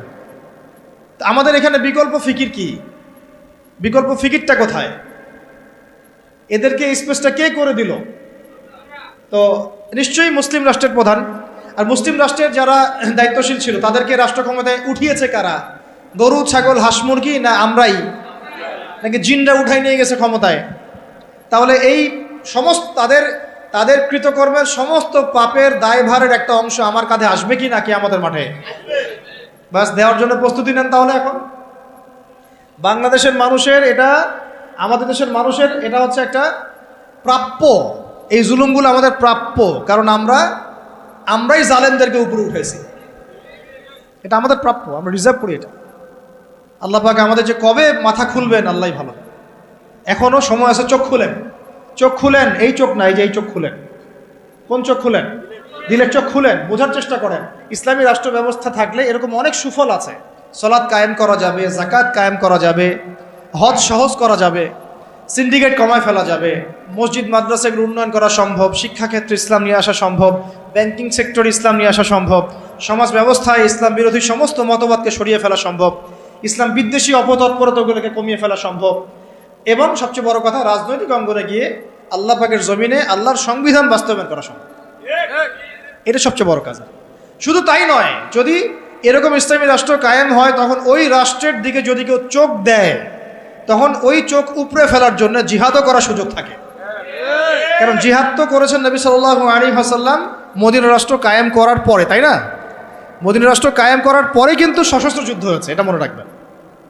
মদিনা রাষ্ট্রটা কায়েম হয়ে যাওয়ার পরে কিন্তু একটা সশস্ত্র যুদ্ধ হয়েছে, গাজওয়া হয়েছে, সারিয়া হয়েছে, বদর, উহুদ, খন্দক, এগুলো হয়েছে। মক্কাতে কিন্তু এই যুদ্ধটা হয় নাই। মক্কায় হয়েছিল? মক্কায় কিন্তু যুদ্ধটা হয় নাই। মদিনায় হিজরত করে যাওয়ার পরে সেখানে তিনি রাষ্ট্র গঠন করেছেন, সামরিক বাহিনী শক্তিশালী করেছেন, অস্ত্রশস্ত্র নির্মাণ করেছেন, রাষ্ট্রের নিরাপত্তার স্বার্থে সারিয়া অভিযান হয়েছে। এরপরে কাফেরদের উপর আক্রমণগুলো হয়েছে। আর যদি কোনো কাফের আক্রমণ করতে আসতো, আমরা একদম উচিত শিক্ষা দিয়ে পাঠাইতাম ওদেরকে। এমন হতো না যে বর্ডারে একজন মানুষকে গুলি করে মারলো আর আমরা লাশ নিয়ে ভদ্রভাবে চলে আসলাম। এমন কাপুরুষ কখনো ইসলামিক রাষ্ট্র ছিল না। বরং একটা লাশ ফেললে আমরা 10টা ফেলে দিতাম। এরকম ছিল আমাদের জজবা, আমাদের অবস্থা। আল্লাহ পাক আমাদেরকে বোঝার তৌফিক দান করে নেন। তো ইসলামী রাষ্ট্র ব্যবস্থা থাকলে তখন রাষ্ট্রীয় আমির রাষ্ট্রীয় সেনাবাহিনী দিয়ে, আওয়ামদেরকে দিয়ে প্রয়োজনে সশস্ত্র যুদ্ধের অবস্থায়ও ভূমিকা রাখতে পারবে ইনশাআল্লাহ। তো এগুলা ইসলামী রাষ্ট্রের বহু ফজিলত, যেটা এক বৈঠকে আলোচনা করে শেষ করা যায় না। ইনশাআল্লাহ আরেক সামনের মাসে যদি আসি আবার কথা হবে ইনশাআল্লাহ। একদিন 2 দিন আলোচনা করে এগুলো বোঝানো যায় না। মাসিকভাবে চালু রাখতে হবে, মসজিদ ভিত্তিক, এবং পরিবেশ বজায় রাখতে হবে। এই যে এখন সুন্দর মতো বসে আছেন, কত সুন্দরভাবে আলোচনাটা করা গেল। এই আলোচনাটা আমি কোনো মাহফিলে করতে পারতাম না। এই আলোচনাটা আমি কোনো মাহফিলে এখন পর্যন্ত এইভাবে করতে পারিও নাই, এই এখন যেটা পারলাম। এই জন্য বলি মসজিদ ভিত্তিক এইরকম তালিমি বৈঠকগুলো, হালাকাগুলো বাড়ানি চাল, দিন কায়েম হয়ে যাবে চাল। আর এখন একটা পয়েন্ট হচ্ছে, যদি না থাকে ইসলামী রাষ্ট্র তাহলে ক্ষতিগুলো কি হয়? প্রথম ক্ষতি হচ্ছে নামাজ কায়েম হবে না। ব্যক্তি জীবনে কায়েম হতে পারে, রাষ্ট্রীয়ভাবে কায়েম হবে না। যাকাত বাধ্যতামূলক তোলার কোনো সুযোগই নেই। বরং জাকাতের কথা বাধ্যতামূলক বললেও আপনাকে ধরে নিয়ে যাচ্ছে অনেক সময়, তাই না? জাকাত বাধ্যতামূলক এটা জানে কয়জন? অনেকেই জানে না। অনেকে মনে করে জাকাত না দিলেও মনে হয় আমি মুসলিম আছি। মান ফাররাকা বাইনা সলাতি ওয়া যাকাত ফাকাদ কাফারা, যে একটা স্পষ্ট উক্তি আছে, হাদিস থেকে পাওয়া যায়, উসুল থেকে পাওয়া যায়। কেউ যদি সলাত এবং জাকাতের মাঝে পার্থক্য করে, এটা যে কুফরি, এটা কি কুফরি? তো জাকাত দিচ্ছে না, দীর্ঘদিন বছরের পর বছর জাকাত দিচ্ছে না, কোনো ফিকিরই নাই। তো ইসলামী রাষ্ট্র নাই, তাই এটা আদায় করা যাচ্ছে না। কিন্তু ওমর রাদিয়াল্লাহু আনহুর সময় জাকাত কালেকশন করার জন্য আলাদা একটা ইউনিট থাকতো, স্বতন্ত্র একটা ইউনিট থাকতো না, ডিপার্টমেন্ট থাকতো। তারা জাকাত কালেকশন করে নিয়ে আসতেন এবং রাষ্ট্রীয় কোষাগারে জমা দিতেন। রাষ্ট্রীয় কোষাগার সমৃদ্ধ হতো, এখান থেকে জাকাতে 8টা খাতে বন্টন করা হতো, ডিস্ট্রিবিউট করা হতো। একটা গরিব মানুষ খুঁজে পাওয়া যেত না। এগুলো তাত্ত্বিক কথাবার্তা নয়, দুনিয়া দেখেছে, এগুলা প্র্যাকটিক্যাল। এটা বিশ্ববাসী দেখেছে প্র্যাকটিক্যাল। এগুলো এমনকি অমুসলিম যদি কেউ ক্ষতিগ্রস্ত হতো, তাকেও জাকাতের অর্থ থেকে সহায়তা করা হয়েছে, দিনের দিকে তার কলবকে ফেরানোর জন্য এটাও করা হয়েছে। তো আর অনেকে একটা প্রশ্ন করে যে ইসলামী রাষ্ট্র ব্যবস্থা আসলে কি তাহলে অমুসলিমদের অধিকার নিশ্চিত হবে না? বরং সবচেয়ে বেশি হবে। এই তথাকথিত গণতান্ত্রিক রাষ্ট্রে, তথাকথিত সেকুলার রাষ্ট্রে এই অমুসলিমদের উপর যা জুলুম হয়েছে বা হয়, এগুলোর তো অস্তিত্ব থাকবেই না, বরং অমুসলিমরা আমাদের কাছে তখন জিম্মেদারির মধ্যে থাকবে। কেউ তাদের যদি জানমালের ক্ষতি করতে চায়, তখন আমরা তাদের পক্ষ নিয়ে লড়বো ইনশাআল্লাহ। এইটা এখন কিছু কিছু অমুসলিম এই একটা মিথ্যা প্রপাগান্ডা ছড়িয়েছে, তাদের মধ্যে ইসকন কিন্তু আছে একটা। এরা মিথ্যা প্রপাগান্ডা ছড়ায় এভাবে, তারা মনে করায়, মানুষকে বুঝায় যে এটা ইসলামী রাষ্ট্র কায়েম হলে আমরা সংখ্যালঘুরা নির্যাতিত হব, আমাদেরকে মারতে আসবে, আমাদের মন্দির ভেঙে দিবে, আমাদের মূর্তি ভেঙে দিবে। কোশ্চিনকালে এমনটা হবে না। এটা একটা ভুল মেসেজ তারা জনগণকে দেয় বা বিশ্ববাসীকে দেওয়ার চেষ্টা করে। এরা প্রতারণা করছে আমাদের সাথে। কারণ তাদের হাতে যদি ক্ষমতা যায়, তারাই সেই প্রাচীন ঐতিহ্যবাহী বাবরি মসজিদ ভেঙে ফেলেছে। বিগত 5 বছরে তারা এরকম প্রায় 20টা-30টা মসজিদ ভেঙে ফেলেছে, ঐতিহ্যবাহী, যেগুলো একদম 500 বছর, 600 বছর, 800 বছর পুরাতন। আমরা কি বাংলাদেশে কোনো মন্দির ভাঙছি? আর যেখানে যেখানে মসজিদ ভাঙা হচ্ছে, ওইখানে গিয়ে সাম্প্রদায়িক সম্প্রীতির বলিয়া ওরাও তোমরা। আমাদের দেশে এরকম কোনো ঘটনা ঘটে নাই বা পরিস্থিতি নাই যেখানে এসে বলতে হবে সংখ্যালঘু নির্যাতিত হচ্ছে। এইগুলো ধোঁকাবাজি করে। কিছু কিছু এরকম দুষ্ট অমুসলিম আছে যারা চায় না ইসলামী রাষ্ট্র ব্যবস্থা বা খেলাফা ব্যবস্থা আসুক, কিন্তু অথচ ইসলামী রাষ্ট্র ব্যবস্থা থাকলে অমুসলিমদের অধিকার সবচেয়ে আগে আমরা নিশ্চিত করবো ইনশাআল্লাহ। কারণ তারা আমাদের এখানে জিম্মেদারির মধ্যে থাকবে। জিম্মেদারি কথাটা বললাম এই কারণে, জিম্মি শব্দ তারা বুঝে না। যদি আমরা বলতাম যে অমুসলিমরা আমাদের কাছে জিম্মি হিসেবে থাকবে, তারা মনে করতো যে জিম্মি মানে বন্দি। জিম্মি মানে কি? বন্দি। এই যে আরবির অবস্থা। অথচ জিম্মি মানে হচ্ছে আমার জিম্মাদারির মধ্যে সে আছে, সে আমার দায়িত্বে আছে, আমার হেফাজতে আছে, আমার গার্ডিয়ানশিপে আছে। তার গায়ে যদি আঘাত করে, আমি সে হাত ভেঙে ফেলবো। এটা হলো জিম্মাদারি, জিম্মির ব্যাখ্যা। তারা এভাবে ভুল মেসেজ দেয়। আল্লাহ পাক আমাদেরকে সত্য চেনার বোঝার তৌফিক দান করেন। তো না থাকলে অসুবিধাগুলো হচ্ছে যে আমরা সালাত প্রতিষ্ঠা করতে পারছি না, যাকাত কায়েম করতে পারছি না, আমরা দেখা যাচ্ছে আমর বিল মারুফের কাজ করতে পারছি, শিক্ষাক্ষেত্রে হয়তো কিছু মেহনত করতে পারছি, কিন্তু নাহি আনিল মুনকারের কাজ করতে গেলে আমাদেরকে বাধা পেতে হচ্ছে। আমাদের মধ্যে তারা আবার অনেক বাতিল আকীদা ছড়াই দিচ্ছে, আমাদের মধ্যে বিভক্তি বাড়ায় দিচ্ছে, আমাদের মধ্যে ঐক্য নষ্ট করছে, আমাদেরকে নিয়ে রাজনীতি করছে। এগুলো করছে না? কোনো কোনো ক্ষেত্রে আমাদের ওলামায়ে কেরাম থেকে গুমের শিকার হতে হচ্ছে, জুলুমের শিকার হতে হচ্ছে, জেল হচ্ছে, ফাঁসি হচ্ছে, মামলা মোকদ্দমা হচ্ছে। এরকম বহু ঘটনা ঘটছে শুধুমাত্র ইসলামী রাষ্ট্র ব্যবস্থা না থাকার কারণে। আরও বড় কথা হচ্ছে, সুদ দূর করা যাচ্ছে না, ঘুষ দূর করা যাচ্ছে না, দুর্নীতি দূর করা যাচ্ছে না, করাপশন বন্ধ করা যাচ্ছে না। তারপরে এই যে হ্যাঁ, আরও তো অনেক প্রবলেম হচ্ছে। জিনা বন্ধ করা যাচ্ছে না, হুদুদগুলো কায়েম করা যাচ্ছে না, ব্যভিচার বন্ধ করা যাচ্ছে না, পর্নোগ্রাফি বন্ধ করা যাচ্ছে না। সমাজের যত জাহালাতের শেকড় আছে, এগুলোকে শেকড় থেকে উপড়ায় ফেলা যাচ্ছে না, শুধু ডালপালা কাটা যাচ্ছে। এই ডালটা কাটা যাচ্ছে, হয়তো এটা কাটা যাচ্ছে, কিন্তু শেকড় থেকেই যাচ্ছে। তো আমরা কি শেকড়টা উপড়ে ফেলা বুদ্ধিমানের কাজ, নাকি ডালপালা ছাটা বুদ্ধিমানের কাজ? শেকড় উপড়ে ফেলতে হলে আমাদেরকে ওই রাষ্ট্র ব্যবস্থার দিকে যেতে হবে, তাহলে ইনশাল্লাহ আমরা গোড়ার থেকে সংস্কার করতে পারবো ইনশাল্লাহ। আর শেষ পয়েন্টটা হচ্ছে, আমরা এটা করব কিভাবে? সিরাতের আদলে আমি একবার বলেছি, করার জন্য আমাদের আসলে ব্যক্তিগত পর্যায় থেকে শুরু করে সবার কিছু কাজ আছে, সেই কাজগুলো কি কি, এই কাজগুলো একটু মুখস্থ করেন। এক নাম্বার হচ্ছে যে আমাদের সবাইকে প্রথমত দিনের শরঈ ইলম অর্জন করতে হবে। দিনের ইলম অর্জন করতে হবে। ইলম ছাড়া আমরা আসলে কিছুই করতে পারবো না। এবং ইলমটা আংশিক ইলম অর্জন করলে চলবে না, একটা পরিপূর্ণ ইলম আমাকে অর্জন করার চেষ্টা করতে হবে।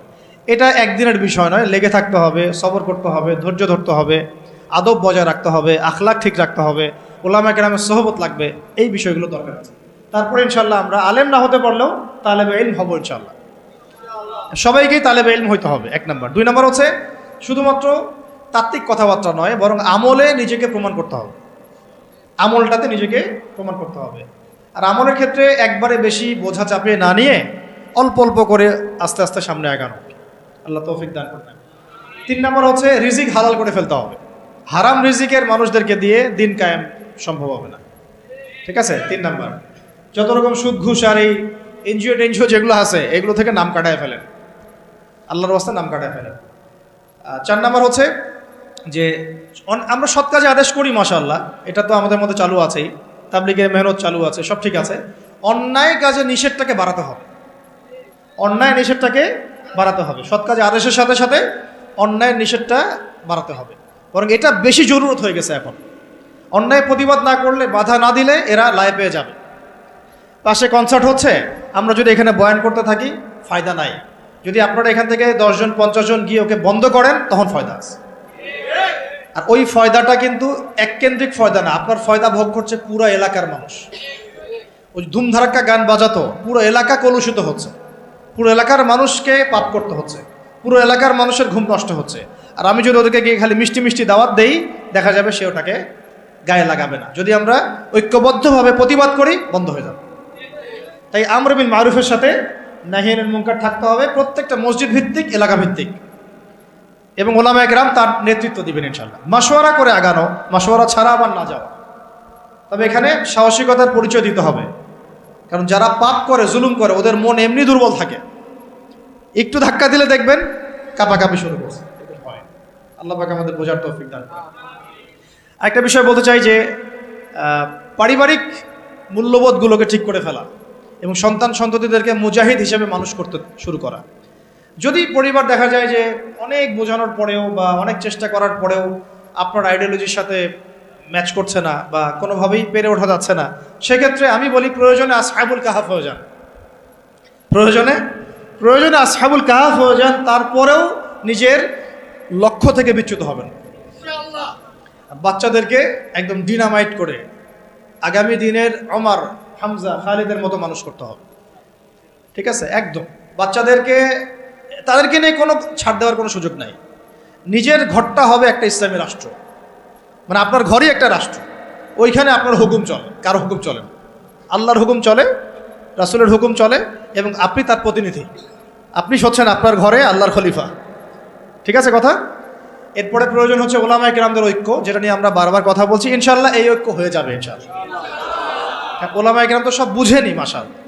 কিছু বিষয় থাকে, এটা হয়তো মনস্তাত্ত্বিক কিছু বিষয় থাকতে পারে, আবার কখনো কখনো ভুল বোঝাবুঝি হয়, কখনো কখনো হতে পারে অনলাইনের কারণে একটা ফিতনা ক্রিয়েট হয়। হয়তো দুজনের সাথে কোনো খারাপ সম্পর্ক নাই, কিন্তু অনলাইনের কারণে, ইউটিউবিং, ফেসবুকিংয়ের কারণে দূরত্ব সৃষ্টি হয়ে গেছে, এমন হয় না?